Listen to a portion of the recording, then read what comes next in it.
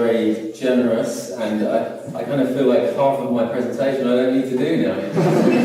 You've explained most of the things. No, but it's a really good introduction, I think, just talking not necessarily about myself, but the company and who Winkreative is and how we came about, and very much sort of as a piece of Tyler Brûlé's vision. And I've been, as Mark mentioned, I've been working with Tyler now for probably about the last 14 years. And yeah, we're still enjoying the work, and we still have a lot to do. And it's obviously a pleasure to be a part of such a creative team. So thank you very much for having me here and inviting me. Any chance to sort of spread the word about good design and good content is very welcome in my eyes. I mean, just coming into Innsbruck was interesting again, because I was mentioning to the guys earlier that I did come to Innsbruck quite often years ago. I was working for Swarovski, so I kept flying in and then flying and then heading off in a car to Buttons, and I think I'm sure Innsbruck's a little bit more fun maybe, but but it was a great experience, definitely working in Buttons as well. So the title of my presentation is Winkreative and Building Aspiration. I think thinking about being here in Weissgraum, I think it's just the concept and the idea that people are gathering in a physical space to experience things. I'm here, you're here, really does kind of it builds hope in my heart in the fact that people are really wanting to do things better and to improve themselves. Something that I think good design should do is really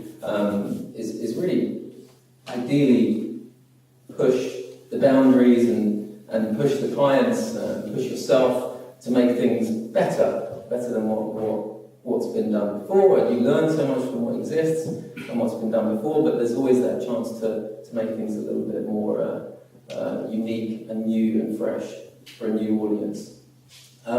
So in a sense, a lot of our work is grounded and very much around the idea of sort of elevating and working, not necessarily only with premium brands, but with brands that have ambition and ultimately brands that want to do better and be better. And that's our instinct is to improve things and to enjoy it. So just as a start, this is a picture of our London. This is our London studio, which is next to Paddington Gardens in the middle of Marylebone. It's our sort of creative headquarters, and this is an image of our team. This is mostly pictures from in and around Marylebone. As Marcus was mentioning, the company was founded in 1998 by Tyler Brûlé, who's just in the middle there reading our design stories book, and he is he's our CEO at the moment, and he is, as Marcus said, he started Wallpaper magazine, and the agency was started to support advertising and advertorial work for the magazine. So we sort of grew quite naturally. Now we are a team of about 50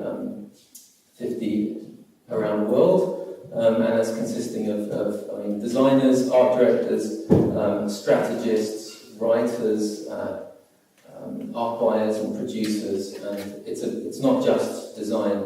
It's a very full and quite sort of editorially led way of working. So we involve strategy, writing at every step of the way. And hopefully when I go through the work, this kind of way of thinking proves itself through the work. Of course we sort of pride ourselves on being actual content generators, especially with the writing team, but we're also completely obsessed with design, so that's a benefit. This is where we have our offices. So we have offices in Zurich, Tokyo, Hong Kong, London, New York, and Toronto, and one little dot is missing, which is in Singapore. But Zurich is our headquarters, but London is our sort of creative hub. It was interesting talking to someone from the ORF this morning, and I was talking there. She was asking about is location very important to us, and it's very important to us in the sense that we have we really need to have a local presence in these markets internationally. It's proving ourselves to our clients. We have clients all over the world. A large portion of our work is actually international. So I say international. We're based in London. The team is very international. There's not really necessarily an actual. It's difficult to say that we're a London-based studio because our thinking is so much broader than that. But yeah, so just here you can just see we've just placed a few key projects. The wrapping up in Toronto and also the uptrain stand there. We do work for Wimbledon in London, and we have the Swiss airplane which is flying over Russia there, and then we have building in Hong Kong for Frank Gehry, as well as work in China. We've been doing a little bit more work in China. In Japan, we do a lot of work for Lexus, and also some work for Greece, and in Africa for the United Nations we've been working as well. So just a brief overview. I mean, you don't have to read every single one, but this is our list of clients, people that we're working with still, and some that we're not working with, but really just a quick overview that we're working across all sectors: transport, destination and development, just a few. So, for example, Mori building in Tokyo, Swissair properties in Hong Kong, and in media and the arts, we work for the BBC, Sky News, in the technology sector, working again, I think we mentioned BlackBerry. We have also been in professional services, so banking, private banking, we've been working for Kampagnen, Corner Bank in Switzerland. We work in fashion and retail, Vuitton, MS, and then design and lifestyle as well. So, I mean, really, our work touches on all points. I mean, with the creative team that we have, we genuinely have strong opinions and understandings of how brands can communicate at every point. So, we're very interested in how the architecture works, the interior design, how we might commission films and photography, any sort of digital experience, retail, international advertising campaigns, custom books. I mean, it's all-encompassing. Potentially, with every client is the ambition. This is just a short introduction to the team and the studio.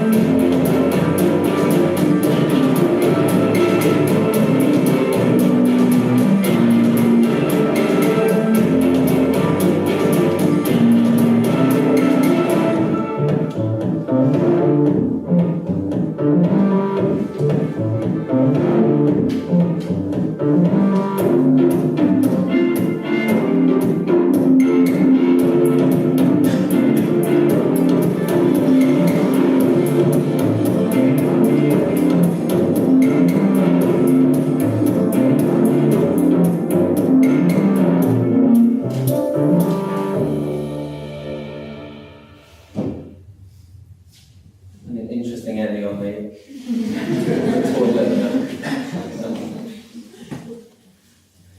So with I think an important part, just I'll go through this quite quickly because you know the basics from what Marcus was saying, but essentially we have a sister company which is Monocle magazine, and Monocle was founded in 2007 by Tyler Brûlé, and of course it was launched it kind of came through the agency in a similar way that the agency came out of Wallpaper magazine. Then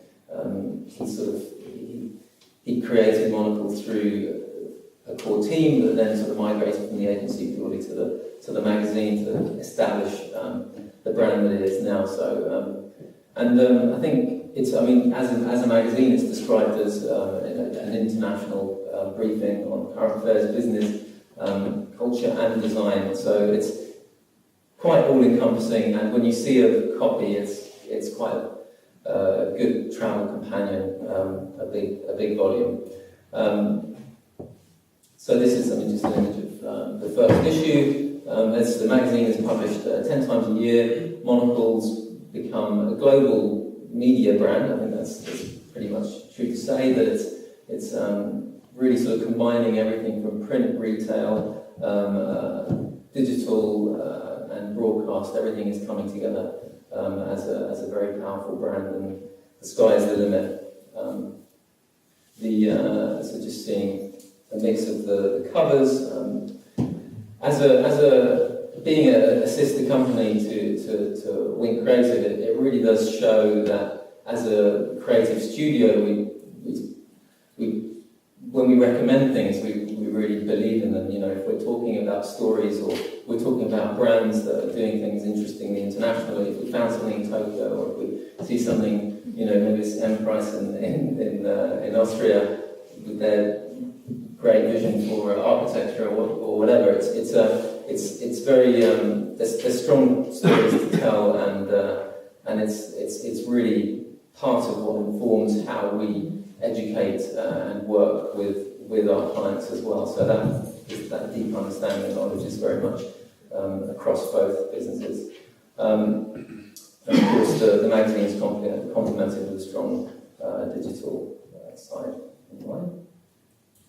And of course, there's the Monocle shop, which Marcus mentioned. There's the opening of the Murano pop-up shop. I think it's on Wednesday it might be open, which is not too far in the Souterrain. But this is really, you know, the Monocle shop it's a curated shopping experience. It's very much, as you see in the magazine, these are entrepreneurs, these are creative people that have been discovered all around the world, and we're sort of featuring them in the store in the Monocle store. This is the Hong Kong office, and office is the Hong Kong store, and the office is just behind, so that's where we have our accounting behind there, also with the writing team of Monocle. And that's a close-up of the corner in the London store. This is the Monocle Cafe, so of course branching out into food and beverage. Again, just an important service idea, and I think we really believe in good service, good quality service, and we're inspired by especially experiences in Japan. But this is it's highly recommended to experience this when you're next in London. So just to take you, so here I'm going to take you through. You saw the small film. There were a few touch points on some projects, and I'll take you through some of the thinking from a design perspective. There's a few hints of the strategy, because it's so core to any of the ideas that we did, but it's very much I'll be sort of going through a lot of work now, and but it's good maybe if you have some questions at the end about them, then that's good. So I can start with one of the first it's a very important project for the agency, in the Swissair went bust in 2001. They were bailed out by the government, and we were able to pitch to work on the rebranding of Swissair, which then became Swiss International Airlines with the reduced name of just simply Swiss. So, I mean, it was obviously a frustrating moment for the airline industry because this is really just post 9/11 and the world was a very different place. But it was also a good opportunity to sort of redefine how the Swiss brand projected itself internationally. So not a very easy or a simple project. Of course, it has an incredible legacy of design behind it. The historical references. So here you can just see the classic. We didn't design this. Obviously, this was designed in 1950, and it lasted Swissair from 1950 to 1981. And I think they tweaked it a little bit, maybe in the 1970s, but essentially it kept the same. But I think they separated the elements and they stopped using the aeroplane for a while. But they always had a Swiss cross on the tail. But it was nice to kind of look back, even just as when we were just looking at the influences that we had when working on the project. Was this legacy of working on an airline that really does have a strong history in design, and we were completely inspired by that. So this was, of course, the brand Swissair that was then closed. So this was the design that Carl Gerstner had done, which lasted from 1981 to 2002. Of course, then when we were working on it, it was changing the name to Swiss. So, as a part of our inspiration, of course, we looked at heritage, but we also were very sort of influenced by. I mean, I should be showing a picture of the mountain landscapes, but really, you can just see how the basic colour palettes and really sort of starting the main building blocks of the brand, as it were, was how we work with colour and typography. And for this in particular, we found that we needed a bespoke typeface. We wanted a typeface that would be just purely synonymous with Swiss. And of course, you have Helvetica, which is a beautiful typeface, but it's very well used on Lufthansa and various other brands. But we kind of wanted to own a particular space for the typography, and so we worked. We commissioned this typeface, and a very strong part of the brief was to create this unique view of Switzerland through typography and this international style that came from Switzerland and originated in this region, where maybe pulling together influences from Helvetica, Frutiger, and Universe. And working with our typographers, we worked up the typeface called CH Stands, which CH stands for Confederation Helvetica, which is the short name of Switzerland. And we just thought that this would be the perfect opportunity to create a new graphic language around the identity. So beginning with these core bricks was where we started. And the colour palettes, as I was mentioning, were really sort of influenced by nature, this intimacy and understanding of the region and Switzerland itself, really sort of having being sort of rooted in this naturally inspired territory. So then we worked on the core logo type. So this was not necessarily the logo. This was the livery design. So we did the Swiss mark that went on the side of the aircraft, and we loved the idea of keeping it quite simple and also quite friendly, quite accessible, but clean as well. Just the use of course the red, which it was a 186 Pantone that we chose, which was a slightly deep red, and the background just simply on white. It just made a lot of sense. It also, you look at it, it's pretty basic, it's quite simple, but there were a lot of decisions that had to be justified in this design.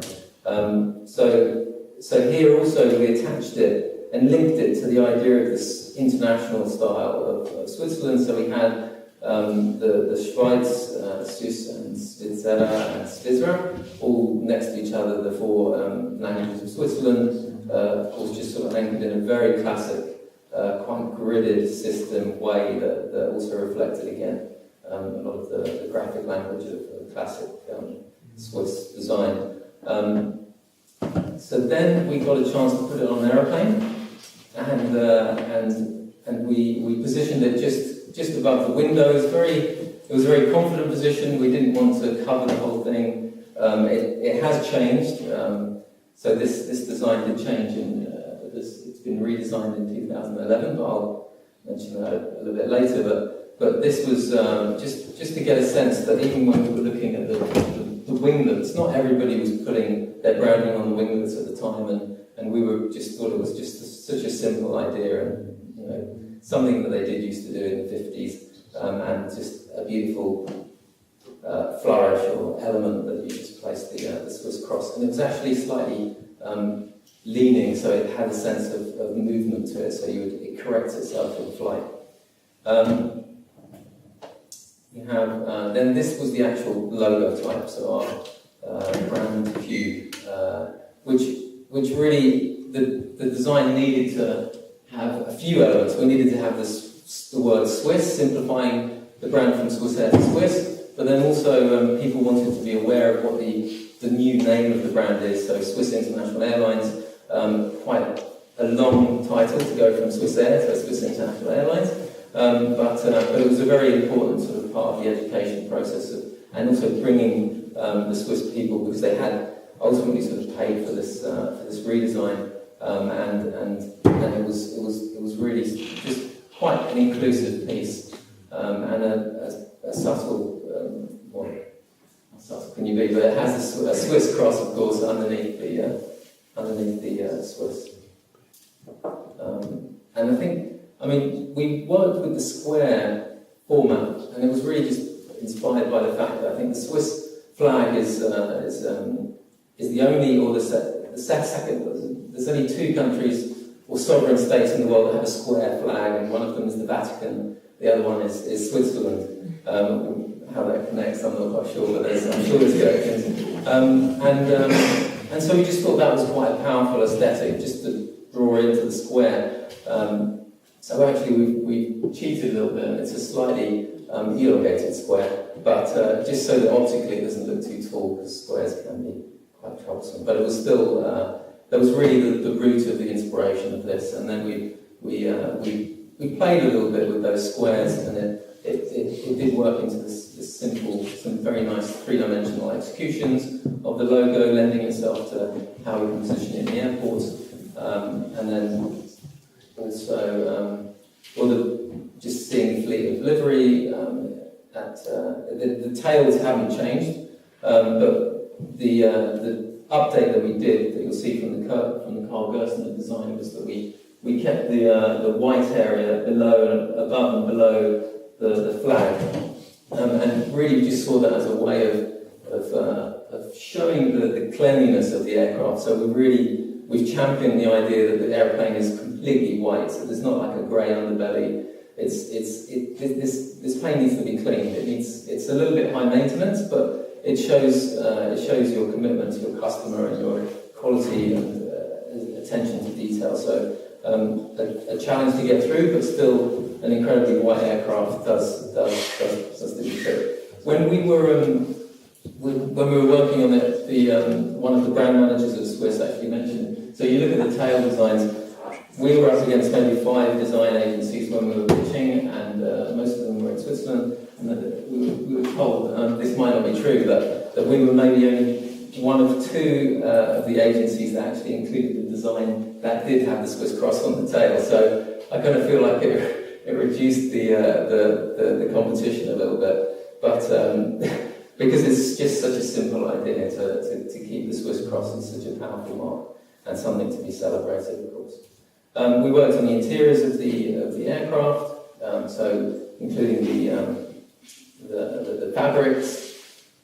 So just we wanted to brighten everything up. I think the interiors of the previous aircraft were there was a lot of grey and beige colours on the sides of the walls, which almost made you feel a little bit, reminded you that the aircraft, people were able to smoke on the planes, not too long ago. And now you can't even imagine that. So it was an important sort of upgrade to this very clean interior. We worked on in-flight entertainment and fabrics. Again, you can just see the one on the left was this is the first, and the one in the middle is the business and the economy on the right-hand side. Then we did some brand storytelling, so just this idea of bringing things back to civilized aviation. So this story united the idea of civilized aviation at the same time as some simple points on Swissness, which we have a few stereotypical images, as you'll see there. And of course, no large branding project should be without a huge telephone directory size guideline. So we got very excited about making this vast size guideline. And of course, Swiss.com was also a very important part of the branding. Swiss.com originally, so I think Swiss Tourism owned the domain, and they gave it. I think they gave it quite generously to the airline. So it definitely supported the opening of Swiss.com as becoming. And we were working on the first online booking engine that they had as well at that time. So that's how you realise how long ago this was.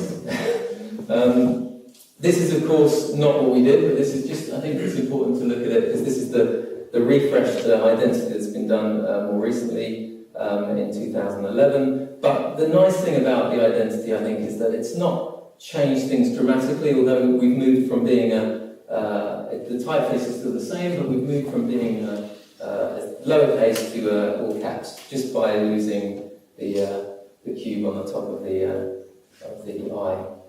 So just you can just see the two. So a comfortable evolution, I think, from our side. We're not too upset about it. Then another project, I think, I guess quite sort of a nation branding piece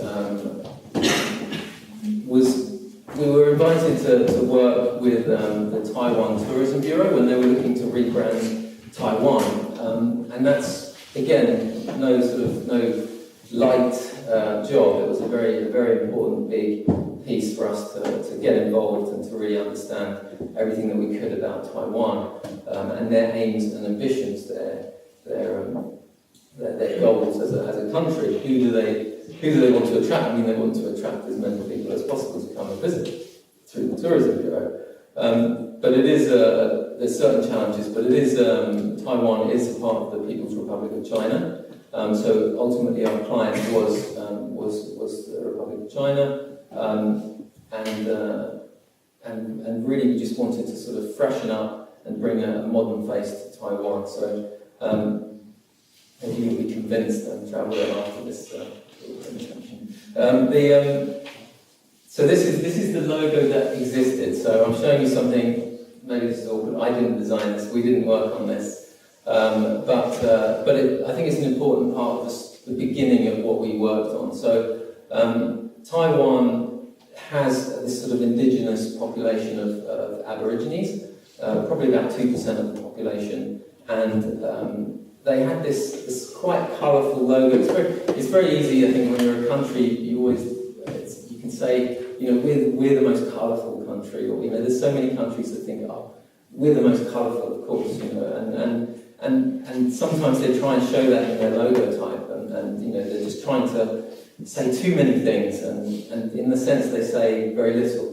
So here they have this traditional brushstroke effect. They have people as well. If you look closely, you can see there should be silhouettes of people. If you're supposed to start envisaging people shaking hands and holding each other and embracing, which represents the warm welcome that you get from Taiwan and the people there. Also, this blob here in the top is actually a map of Taiwan. I think we looked at it and saw the opportunity to refresh it, and there was still, the meaning and the ideas that are within this logo are all completely well-founded and they're good ideas, but I think in the execution it's being sort of compromised potentially. So very difficult, multicolored logo. How do you use it on images? How do you use it? You're limited to a white background, and it's just a real sort of challenge as far as always having to use multiple coloured printing techniques as well. So and it doesn't really scale down very well. So we looked at this, and we also, of course, we spent a lot of time in Taiwan, and we went to that's another one. And we went to Taiwan, and just to get a sense of how the position of Taiwan, it really is in the centre of Southeast Asia. It's everyone's travelling there from all around the world. The Japanese, a lot of Japanese go on holiday there, South Koreans, of course the Chinese and Philippines. It's just it's a beautiful island. So we drew upon all of these inspirations, as well as even the previous logo identity, and we reworked and drew our own typeface, which was with a subtle nod to the brushstroke, but it's more the traditional calligraphic feeling within a more modernised letter form, but it still has its quirks, and it turns into this quite elegant stencil. It works with a colour. This is our sort of the main logo type, which is in the sort of sunset red. And then we also introduced the title, the positioning, the heart of Asia. So again, just coming back to when you see the location of Taiwan, it really is the heart of Asia, and I think we were all inspired by the idea of playing with their previous concept of touch your heart, but making it a little bit more confident in some way. So they are staking a claim, they are the heart of Asia, and there's a lot of countries that would probably try to claim that, but they don't, and we did it. So Taiwan is officially the heart of Asia. So, of course, playing with the heart, we did a series of playful drawings, including a heart shape. I remember thinking, do we need to use hearts? But then we sort of embraced it and thought it just made a lot of sense. It was quite fun, telling all these stories within this quite simple graphic, and then even potentially animating these stories as well was a good sort of opportunity. So we created a series of these heart illustrations. One is the more overarching view of Taiwan. Taiwan, yeah, right. And then this is the food, and then this is more sort of culturally sort of led. But we did a whole family of these. We did some advertising. This is the highlands over the Sun Moon Lake, and some tea picking, and then you can just see the heart of culture. So this is the Fogang Temple. And this is just a beautiful shot of the Sun Moon Lake itself, and just thinking, along the line, the heart of nature. So we were playing off of the heart of Asia and continuing that thread of quite confidently stating the territory. And this is an animation that we've used for the introduction of the brand.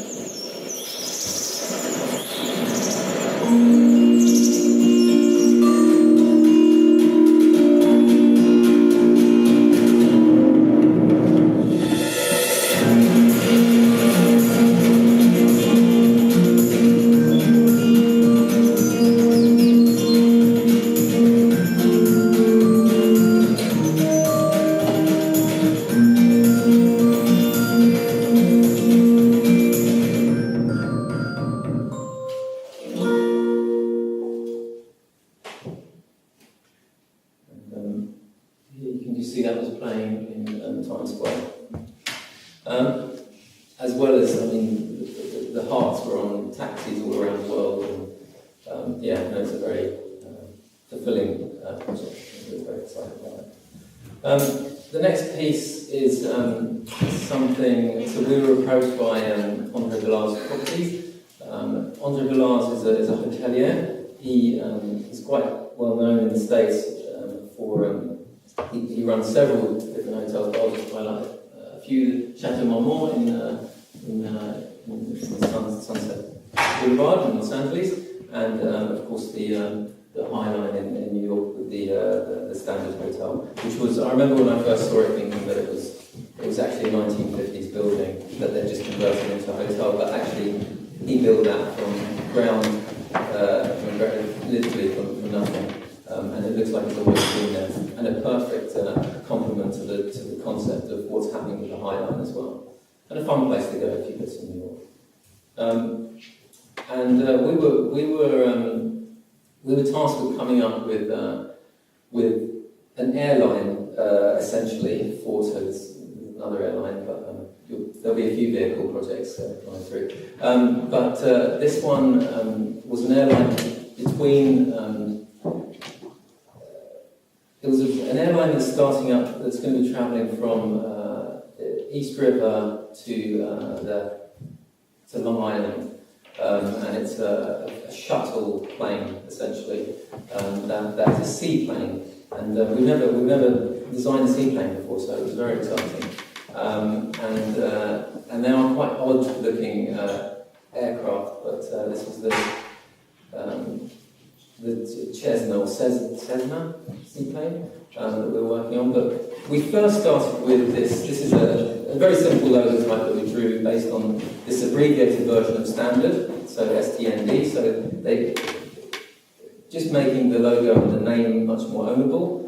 So STND Air, and then that's working with the Standard typeface, which is the Trade Gothic typeface, which they've been working with for all the other executions of the Standard brand. But we worked on this logo, and then we did a very simple one. This was one that I drew, but it was a very simple idea of an S and the arrows, and it's very self-explanatory, but it has a gentle nod to the sort of a mid-century modern style logo type. But it was, as far as we're aware, it's completely unique. So. But it is a very simple device, and then we got quite excited about how we might position these elements on the aircraft itself. So this was just the sketch that we did, and just a sense of movement going through across the plane, the sequence of lines repeated on the actual what do we call these things, the boots or whatever. But it's still, but it's repeated, and it feels quite elegant considering the plane itself is not the most elegant looking plane. But a nice playful sort of propeller plane, and then the confident use of the symbol on the tail, and then this is the plane actually taking off from the East River, from Manhattan. It's around 23rd Street and East River. So if you ever go, you'll see it. Although it's not flying at this, it's only in the summertime it's flying.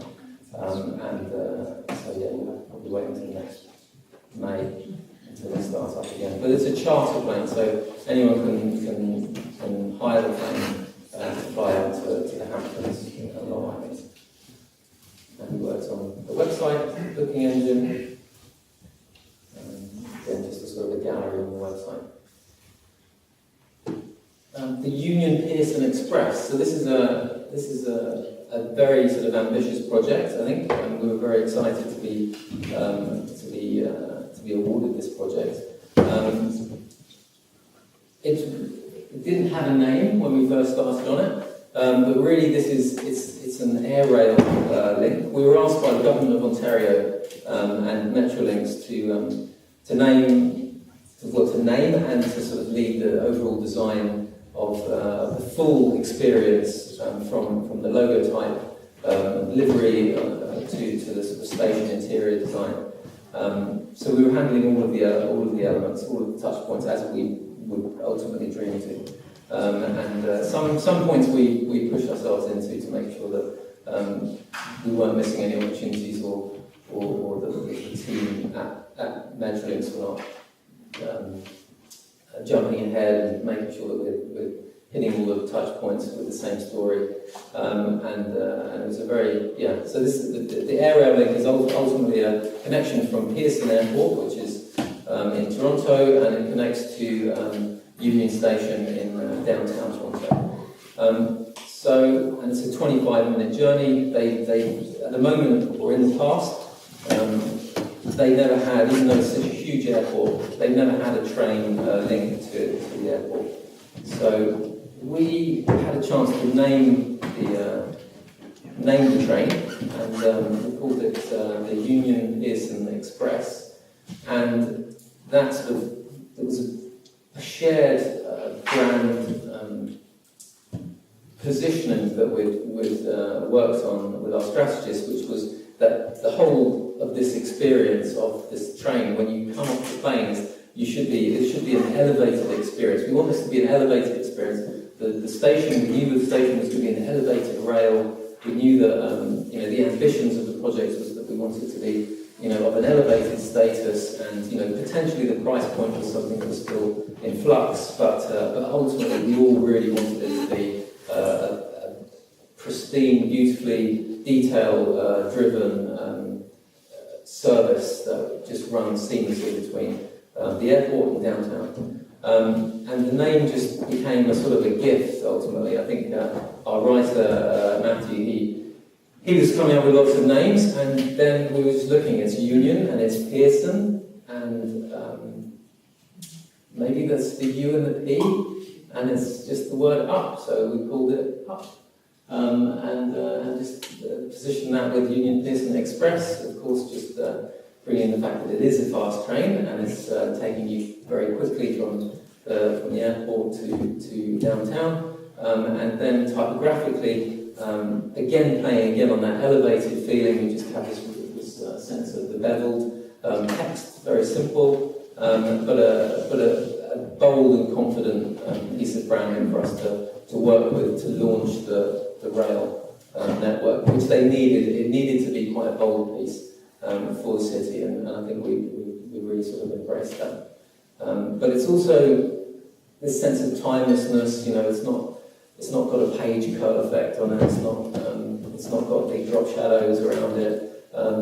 Not that you can't do those things, but it just really didn't lend itself to this form of expression, and the fact that the identity needed to live in many different places and will live across all of the digital executions as well as all the physical environments.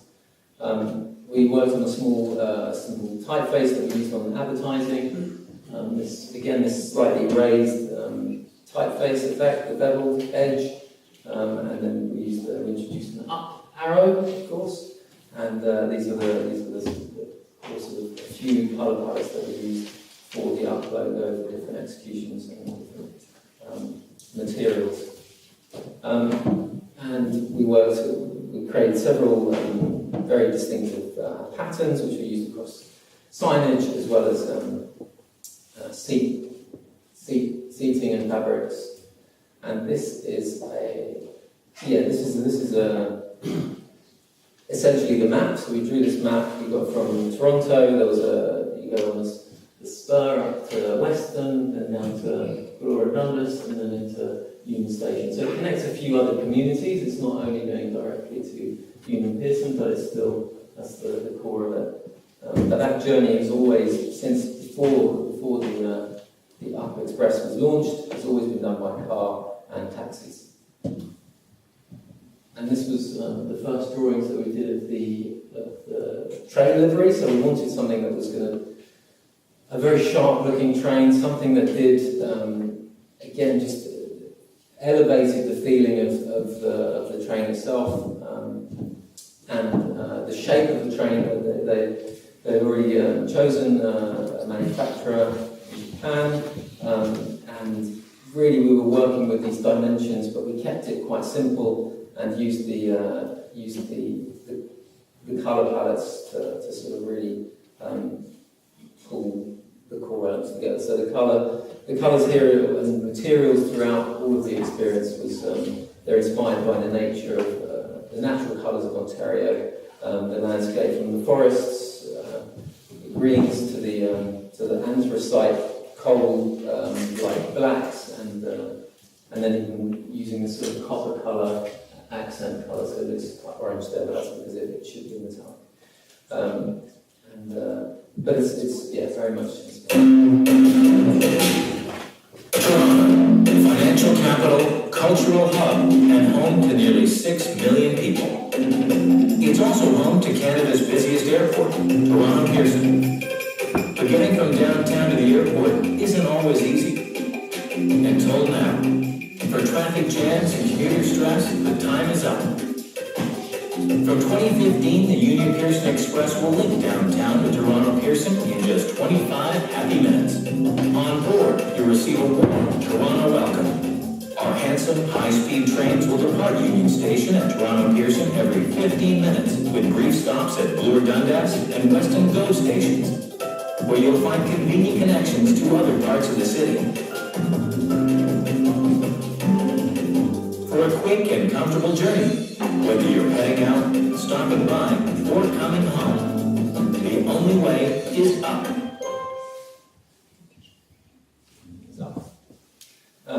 And this is a small film about the train and how it sort of was being put together and we'll just miss it.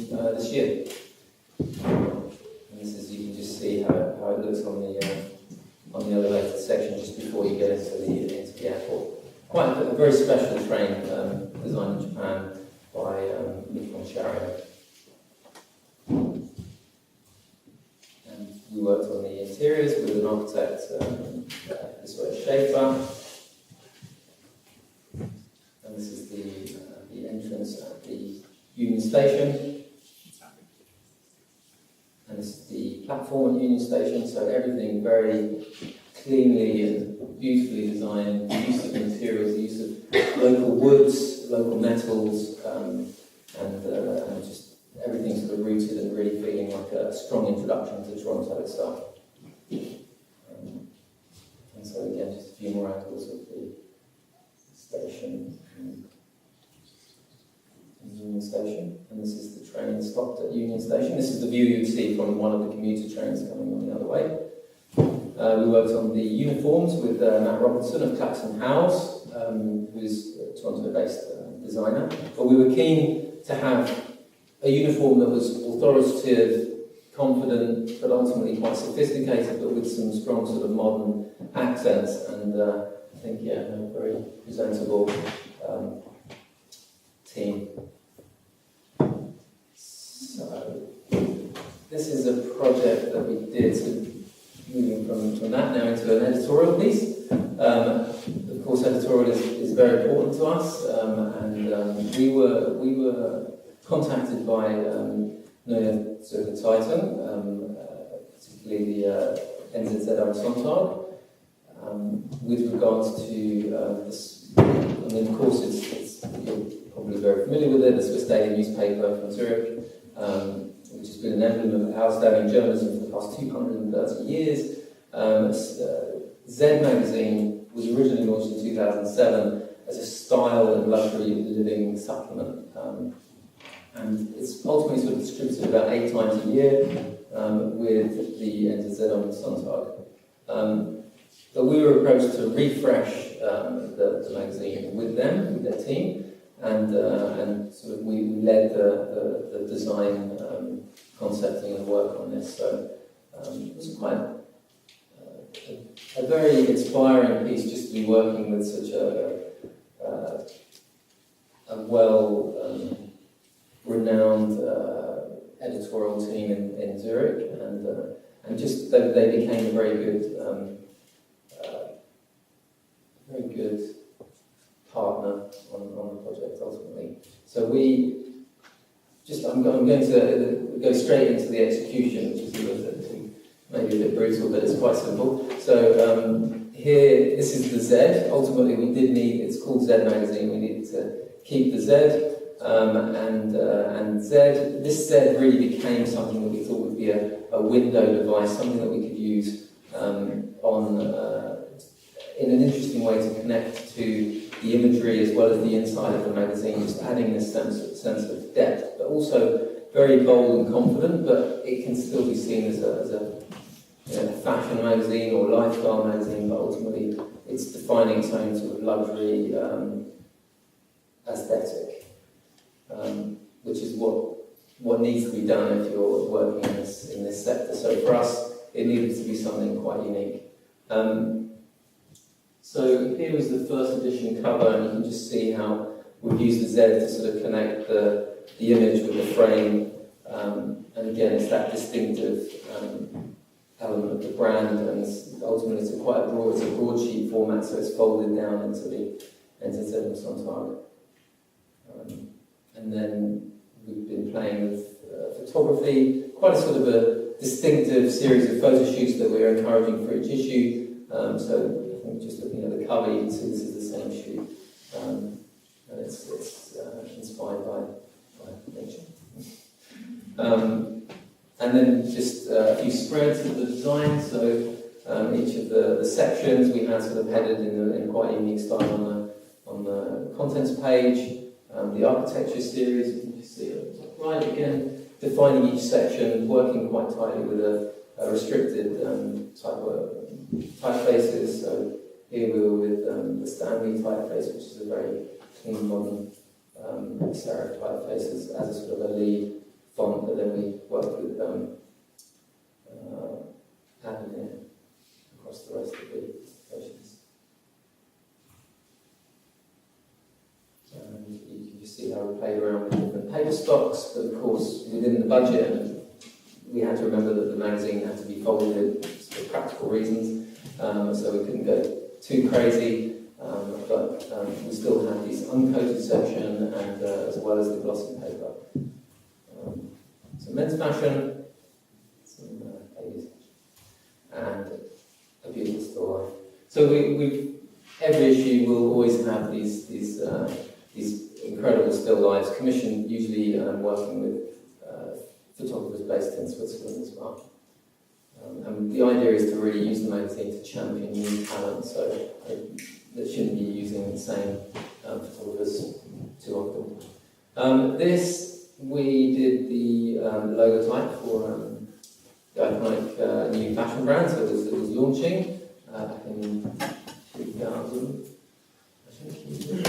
And of course you're familiar with this, but it's still a strong example of how simple typography can communicate across so many applications, and it's a brand that we haven't continued working with Stella McCartney. We just worked on the logo type, but when you see it worked across all the stores and everywhere on the new fragrances, the logo type has still been able to refresh itself over the past 15 years.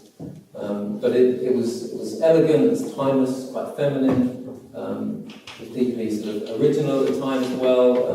Played a very simple typographic play with this beauty of the symmetry of the A's being pulled apart, and then getting that repetition of the effect on the outside, and ultimately bookmarking the muck section with the small lowercase c exactly to the centre and the logo type. And all these things combine to really just make it a memorable but not too over the top, extravagant, using too many effects logo type.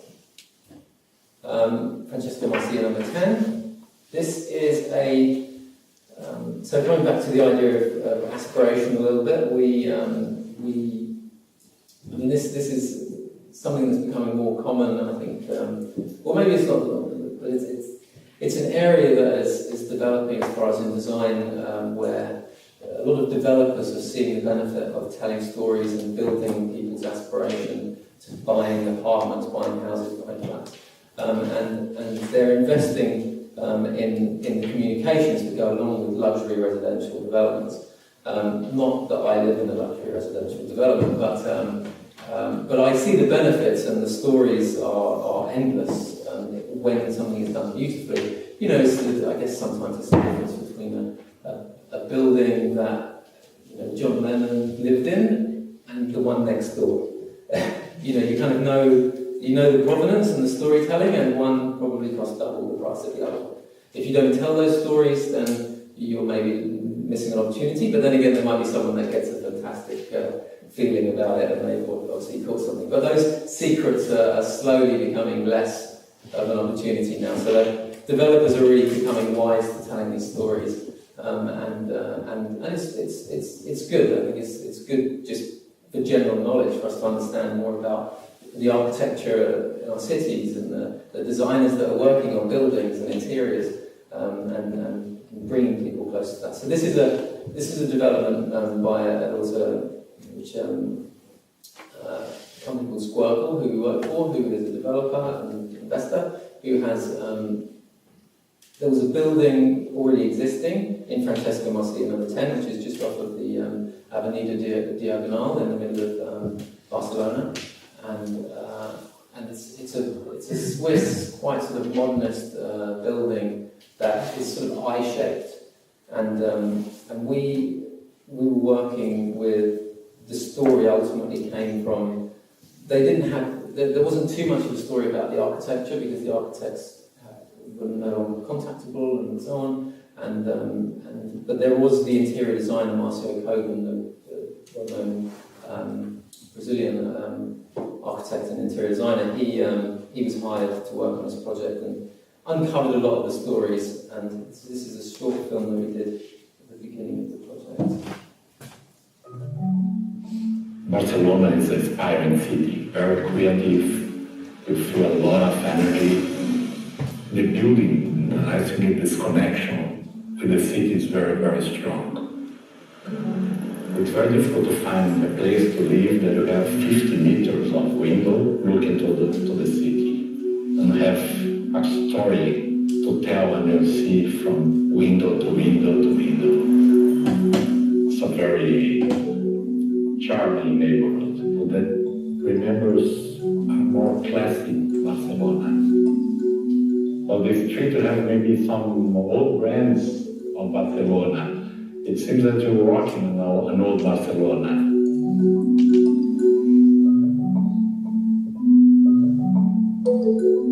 Around the building you have a fantastic park, very nice shops, place to eat or to buy food.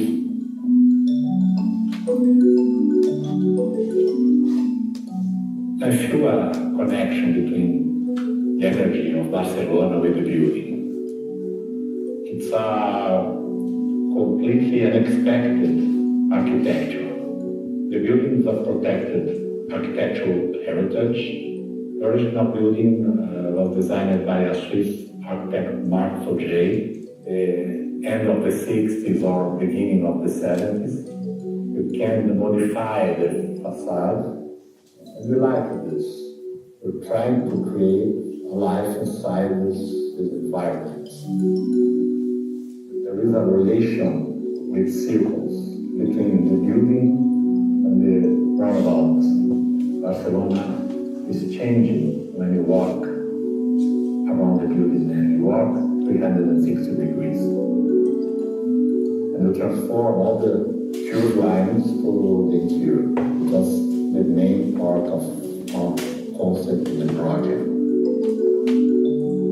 It's a huge integration between inside and outside.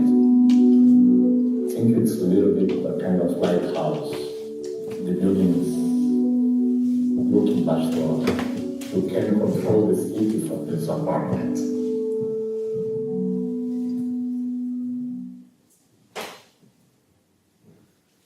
So this is the logo type that we developed, and it really does sort of encompass or captures the building itself, but also the ambitions of the project in the very simple mark and the typology. Our students from Brazil, and of course we have our soul in Brazil. Try all the time to put this in the project. We're son of the Brazilian modernism. You can feel this in our architecture. There is a very big relation between cinema and architecture. It's the light, it's the proportions, it's script. When we write a film, we try to bring every time a new emotion. I think it's the same in architecture. One of our first projects, a house in São Paulo, we create every room in the house relating with outside in a different way. The surprise of the space, all the elements affect your life. In our project, I think the first thing that came to our minds was to have this decor with the living room, a long walk of 360 degrees, passing through all the rooms and bathrooms of the building. This is the wood that will cover the core of a kind of honey core. In stone, in the floor is stone here. We decided to put one wall of black marble with golden veins mixed with the wood. All the time I have the image of the Barcelona pavilion. It's like a question of balancing all the materials. It's like a music. Sometimes you have silence, sometimes it's very light. We try all the time to create this kind of symphony with the materials. I think the combination of the natural material with our architecture, trying to transform this building into a warm place to live. The mix of this contemporary modernist architecture with life.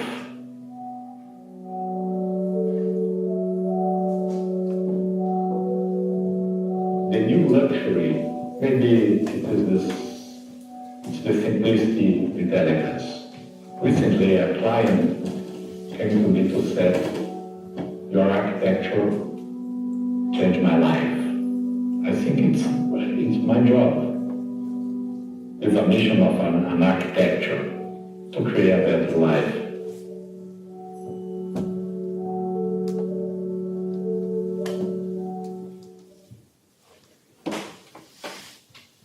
So these stories, understanding how Marcio, his vision, the materials that he uses, and the stories that he has to tell, ultimately allow you as a potential customer, maybe someone that might live there, to really appreciate all of the processes that are involved. And this is the little thing, some shots, and this is the other time. Are we still, is the time okay? Okay. I feel like I'm going on and on. I could do this all night, you can stay. I'll touch on, this is Porter Airlines, so another airline that we worked on. And it's, the idea is, was really that we were establishing, this was in 2007, and we're starting a new airline from Toronto City Centre Airport, which is literally a 15-minute walk, the airport, before you can get to the CN Tower in the middle of Toronto. You can picture it. I've got a photograph, but you do. It really is so central, and And that's very unusual for a huge city like Toronto. They wanted us to sort of to have an airline, or they were looking to launch an airline that was really aimed at a very savvy sort of weekend traveller as well as business travellers. The idea that they wanted was to have a single class airline, just always first class, always business class essentially.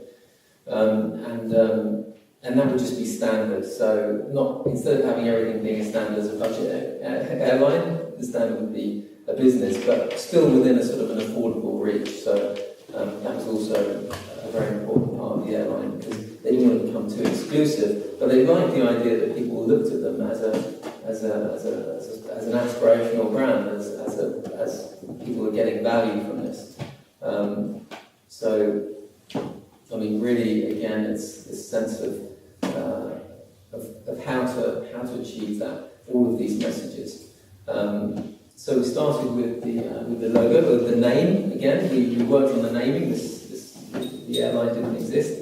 We came up with the name Porter, which is quite a simple name, but we found that actually it hadn't been used for an aircraft, for an airline before. So we found it and we used it as well. So Porter is the perfect name for this airline, because also it's flying in Canada, which is quite,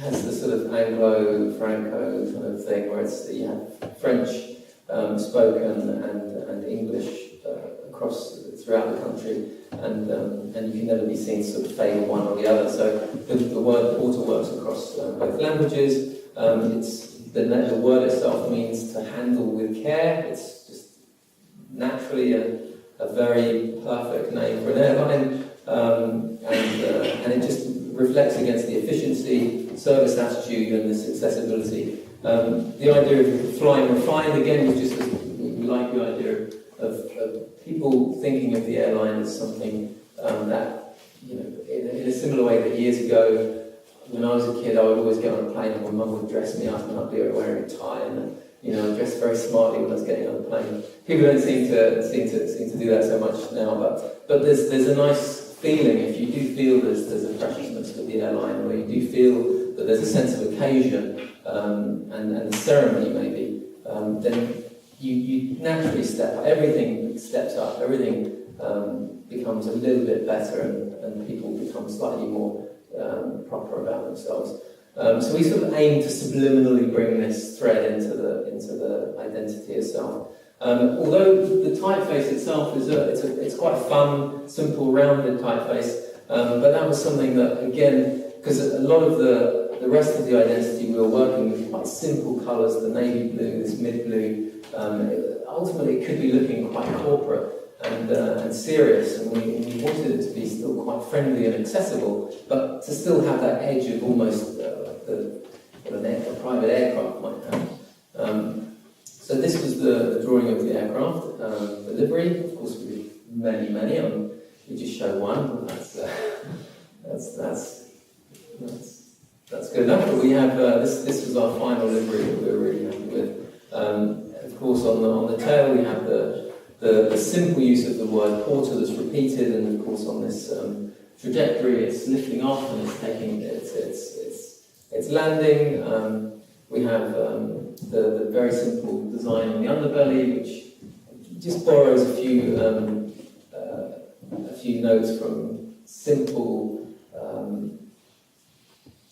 private aircraft livery designs from the past, which we were looking at. Of course, the aeroplane is a turboprop. You're very used to these flying into Innsbruck, I think, because it's the only planes that seem to fly. But it's an incredible aeroplane because it flies into very difficult landing positions. This is quite a short runway, so it has a limit. It can't take jet planes, as well as the local community aren't keen on jet planes. They prefer the propeller. I think in general they're a little bit quieter. So this plane is the perfect aircraft for them. They've gone from one aircraft in 2007 to 24. We're still doing the advertising, we're still working on the branding with them, and I'll take you through some of those things now. This is how close you land next to the city. So that's, you can just see the Rogers Centre and of course the CN Tower. And you land, and then you have to get a small boat, but they're opening up a walkway very soon that takes you across from the island, central island, into the mainland. This is just, you can just see the incredible, great uniforms. We're working with designers, Toronto-based designers called Pink Tartan, and the interiors, we wanted to keep them fresh and bright. And, there's a soft tan leather effect on the seats, and which again just is a multi-that sort of private aviation world, and but it still feels quite intimate. They're very comfortable chairs, and not too. You don't feel. It does feel like a business craft, business experience. The brand book, and this is just a brief introduction to a raccoon. So we created a character called Mr. Porter, and we wanted him to be, you know, we thought of creating a character, a mascot for the brand. Not every brand needs a mascot, but we thought there was a real opportunity here. Why a raccoon? We hadn't really seen anyone using raccoons in Toronto in particular, and they're amazing little creatures when you see them. They have they're like foxes, but they have hands, and they can. But the problem that they have in Toronto is that you know, they go through the trash. So historically, the people they like them, but they hate them as well. So they're very mischievous, and so that usually if the raccoons come to your garden, they've gone through the bins, they've gone through your bike shed, and they've thrown everything around. So people didn't really think that there was a lot of value, but we pushed and pushed for this concept to go through, and it was a bit of a risk on the side of the airline to go for it, but they believed us in the end that we could use this character to be the ultimate sort of savvy traveller, just within advertising campaigns. It's quite a budget, you can create advertising on a reasonable budget when you have a character. You don't have to do big photo shoots and things, you can just work with illustration, of course. He loves his value for money. When it comes to service, he always wants the best, which is what we expect our customers to have. And of course, Mr. Porter is our guide to the experience. So we use him as a guide. And then just again, as I was saying, the raccoon is really a national icon to Toronto, but it's rarely used as an icon. So we created an icon. And at first, our illustrator, Neil Whittington, he drew these eyes, many different eye shapes, and this was one that I think we all really got very excited about. Not quite sure why it just says raccoon, and then it just took him a bit further and added the tail, and it became almost like a small sort of logo. And then we just sort of increased our usage and played around with him a little bit more, and all of a sudden we were dressing him in all occasions, and we had to set his proportions so that he has these sort of 3 head highs, which is, I guess that's quite similar to what Mickey Mouse is, I think, but it seems to be a perfect ratio for our raccoon, and so he's the best dressed raccoon as well. The fact all he has is a tie, or he's rarely out naked. So very simple, gentle points that make him look like he's dressed. And this was the first teaser campaign that was running throughout Toronto, just telling people to keep an eye out for this new airline. And then just coming slightly back to the aircraft again, degrees. And here he is with in some of the advertising pieces, so just a small 20% off where he's sort of fishing and there's something dangerous lurking underneath. And he's got his sort of snowmobile or something, but really playing and putting him into all these different scenarios has been incredible fun, and playing with different places. So for example, when they opened up a link to New York, he's experiencing the centre of New York and the taxis and so on. So this is a TV campaign. And everything just seems positive. starts with our city centre airport, just a hop, skip and jump away from downtown Toronto. Our Toronto City Airport is compact and modern, so there's no jostling as you breeze through check-in. And a comfortable chair is never far away. In fact, you could say the journey is close to perfect. Wherever you're going, just got closer. So that's how close it is. This is the magazine that we do as well, the in-flight magazine, Reporter, which is a whole other project, but I won't go into too much detail.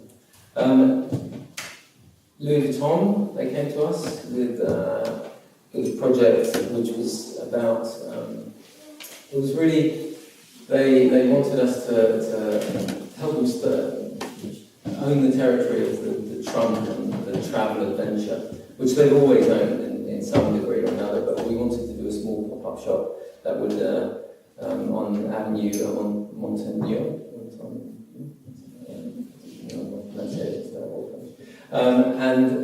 but it's it's right in the centre of Paris and a very luxurious area, and we had this opportunity to set this pop-up store up. And we were showing a few ideas in the store. This was a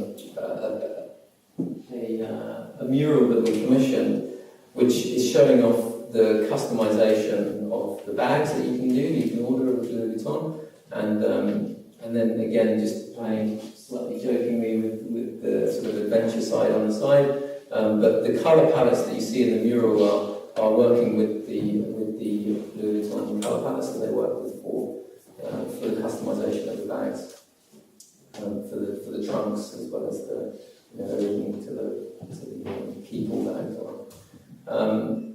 This sense of a corner which was a little bit more enclosed within the pop-up store, which had some interesting and fun sort of moments, including the classic travel guides from Louis Vuitton, and then this is our sort of wall of, we had this alphabet wall on the side, which was a series of destinations that we highlighted, unusual destinations, but just this, again, sense of adventure and discovery and such.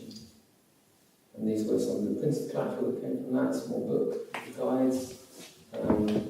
We were luckily allowed to play with the patterns to create this quite distinctive alphabet, and some posters, very simple posters that were dotted around the space that we commissioned just to draw you to a new perspective of these cities. And this is a series of photography based on the art of packing. So there is a real art. We had demonstrations on how to pack and roll everything and get everything that you need for a weekend in a tiny bag, and still everything looks perfect even when it's been all shut into a small bag. And this is this again is just a close-up of some of the stationery. We also worked for Hermes, so we're in the Paris sector at this moment. For Hermes, they, of course, they're extreme luxury house. If you're not familiar with them, I recommend you go to a store just to experience their playful interpretation of how a luxury brand can communicate. And we were completely inspired to be working with them, and they gave us these 8 ties to promote and to create a 360-degree concept for. So touching on digital experience as well as brochures and in-store pieces as well, and we made a series of short films as well. This was the cover, so the patterns were designed with the inspiration of a sort of a retro digital view of so using pixels and pixelations and icons that represent turning of things on and off, and you sort of understand when you see the designs themselves. But we were inspired and played around with different kinds of illustration. And we worked with a photographer called Zoe Gardner, to do this series of photography. So including still lives, which just looking at a completely abstract way of looking at a man's tie. I mean, ironically, I found out that the men's tie is one of the most the highest selling items within an Hermes store, but it might be just because one of those guilty purchases when someone goes in and pays £10,000 for a bag or something. I'll buy my husband one of those. And of course, this is again just looking at the different playfulness of how to use the tie, how to reinvent the tie, and how it's worn, but still quite serious but playful. So when you see the models, he's very serious. And then this just dipping into the colour palettes that were used in the patterns as well, just juxtaposing those. And here we played with one of the motifs again. This is the speaker cable that which is one of the designs, and a very serious looking chap with his tie coming out with his cable design. Here, it's always nice for them to have some hint of equestrian sports in there. And then here again, slightly more straighter, but almost Magritte-esque imagery that we shot on the rooftop of the studio. And there on the right, our sort of interpretation of this, one of the other patterns, which was a kind of a binary zeros and ones. And this is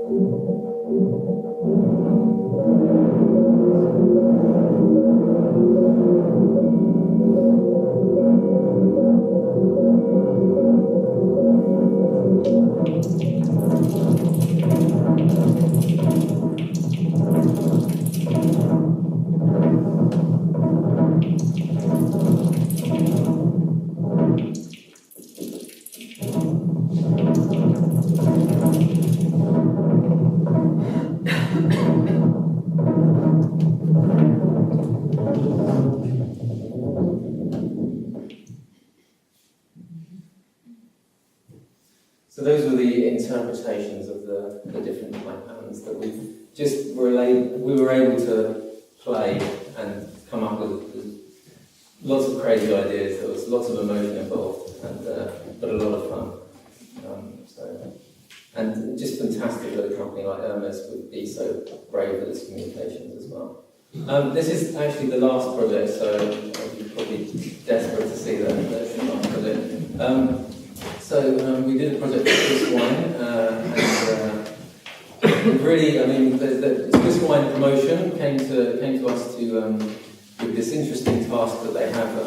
They sell about 95% of all of the Swiss wine produced is sold within Switzerland, so it's quite a luxurious problem because they're selling out, obviously, of their wine. But the problem that they have is that there's not enough of a pull and an international reputation of Swiss wine that's growing, which I think Austrian wine definitely has, because it has a very it has a strong gastronomic experience that goes along with Austria. You know, you've got all the wonderful cakes and foods, and it's I think, you know, Switzerland has as well. It has sort of the best cooks and restaurants and so on in the world, but it's still the wine culture is something that people are still quite sort of unaware of.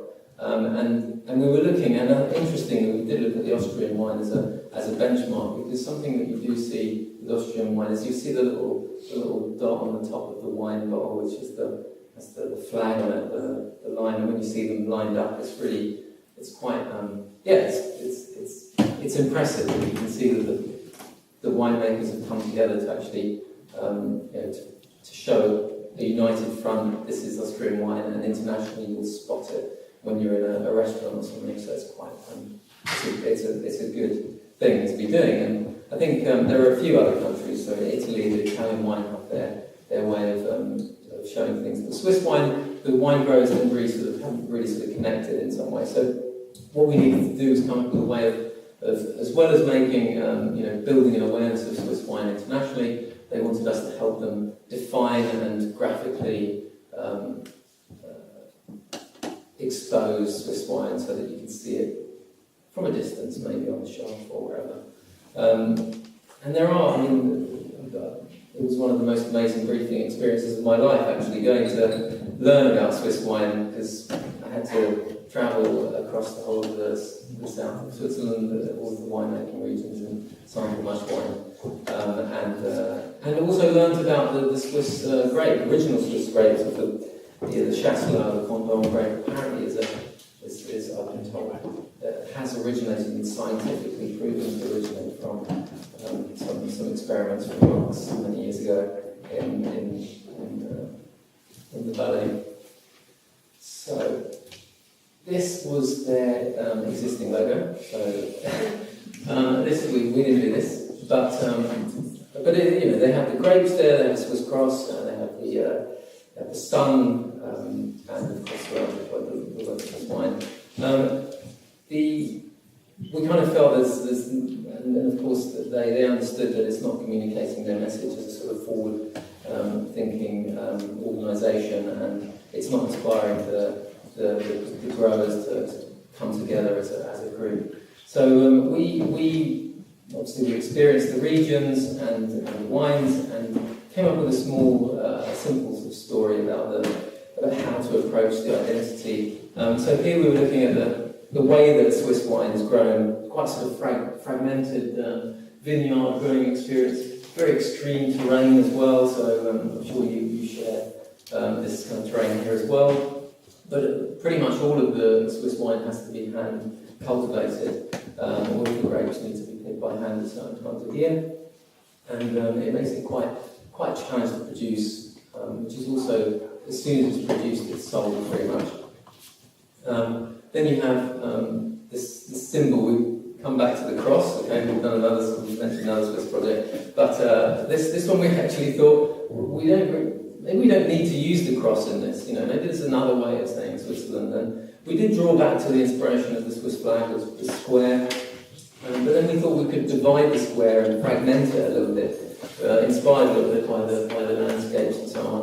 And we divided it into these 6 winemaking regions that you can just see. There's the Three Lakes region, Aude, the German-speaking Switzerland, Geneva, Valais, and Ticino. So, as core sections, we thought we could define those and maybe play around with these shapes, or you can just see at the bottom these basically just these series of lines, but they could represent the vineyards and the way that the wines are being grown, the terraces. So this was the logo that we came up with.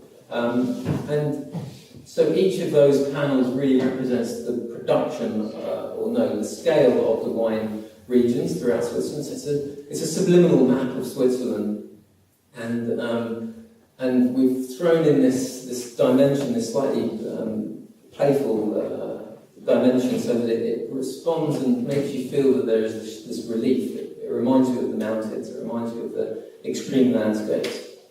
And then we've worked with this Brauer typeface for the main logo type, which we've just gently tweaked, but it's a very strong typeface.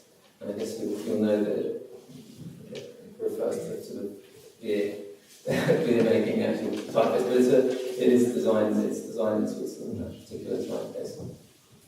And we had to do small logos for each of the cantons. And you can see how we worked on some of the concepts for the applications. And this was our solution just down here. It doesn't really come out very well, but the next page will see it better. How we could allow the wine growers to brand their bottles, to define them as a category, as a Swiss wine internationally. When you're going to buy wine, you'll see the mark of the Swiss. But here we did use the Swiss cross, but that's just because it needed to be quite a simple communication. But this one works again with the 6 regions, but we've used them as 6 lines that then tunes back into the logo type itself. So here you can see it on the bottle. And this is being rolled out across all of the Swiss wine over the next. It'll probably take a few years because the growers they have to think about it, I think. But there's a few of the larger producers who are starting to use it now. And so that's essentially it. I hope I've captured everything, or probably more than that, but there's a lot of things I think to express on each of these projects. But I think just thinking about the concept of building aspiration within your work, the opportunity as designers, you really have a chance to really genuinely make the world a bit better, and feel better and look better, and make things work better, and that's something that I think we definitely try to do, and I passionately believe in, is at the core of making good design. Having a strong sort of aspiration.